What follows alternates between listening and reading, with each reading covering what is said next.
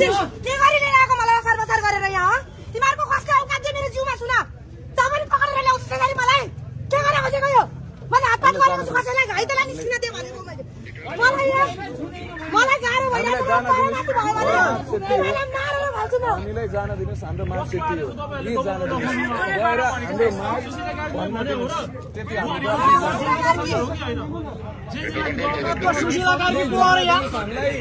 हामीले केही भनेको छैन शान्तिपूर्ण रूपमा नै जाने तर भेट्नै हामी माग टाँसेर फर्केका छौँ हामी वार्ता बिना फेरि फर्किँदैनौँ कि त हामीलाई सिंहदरबारमा जान दिनुहोस् कि सुशीला कार्कीलाई यहीँ बोलाउनुहोस् मलाई निस्किन दिनु न यार मलाई गाह्रो भइसक्यो एउटा मलाई निस्किन दिनु न छोकोलाई उले चोट लाग्दैन अघि अघि भित्र मारेको छ नि त एउटा साडी चपल नलौ यसले दुख्ला जस्तो मात्र लाग्यो मलाई यो परहरीहरुलाई 76 जना मारेर पुगेन छ अब अरु मार्नु पर्ने मार्नुहोस् यार हामी यहाँ तयार छौँ यहाँ दमन गर्ने मार्ने हो हामीले जान दिनुस् हामीले धेरै केही मागेका छैनौँ हाम्रो कुरा सुनियोस् माग सुनियोस् यत्रो आन्दोलन भएको छ त्यसैले अर्को बिनाको आन्दोलन छ त्यति मात्र हाम्रो कुरा सुनवाई गरिदिनुहोस् मर्ने कुरा निस्किन दिनुहोस् प्लिज भनेर ग्यारेन्टी हामीलाई यहाँ गाह्रो भइसक्यो निस्किन दिनुहोस् भने तपाईँ हामीलाई यो त्यो हत्याराहरूलाई छिटो छिटो कारवाही हुनुपर्छ देश गरेका हत्यारालाई सुमात्नु न यहाँ सर खै देश गरेका हत्याराहरू यसरी देश गरेका हत्यारा सुमात्न गुन्डु दिएर जान्नु यहाँ कांग्रेसको केन्द्रीय कार्यालयतिर जान्नु न रमेश लेखकलाई सुमात्न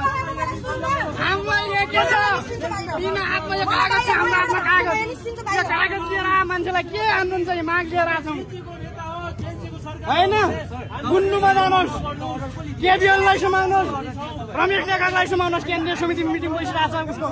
कांग्रेसको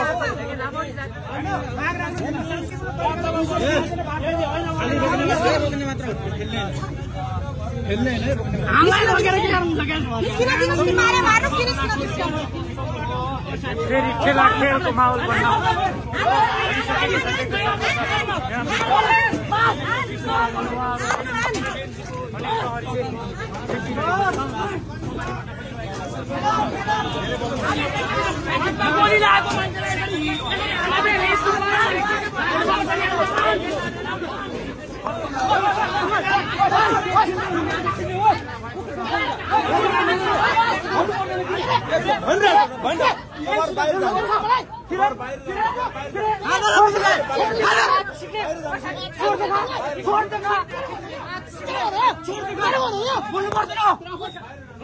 मिडिया हो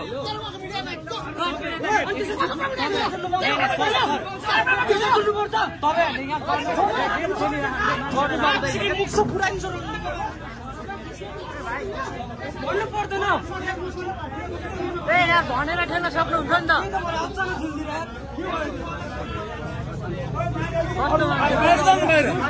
भनेर ठेल्न सक्नुहुन्छ नि त तपाईँहरू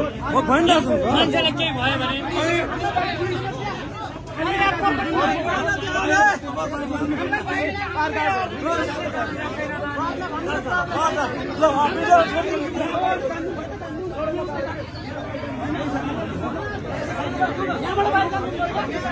प्रहरीले बाहिर दिन दिइरहेको छैन भने यो होटेलका मालिकहरू यहाँ बाहिर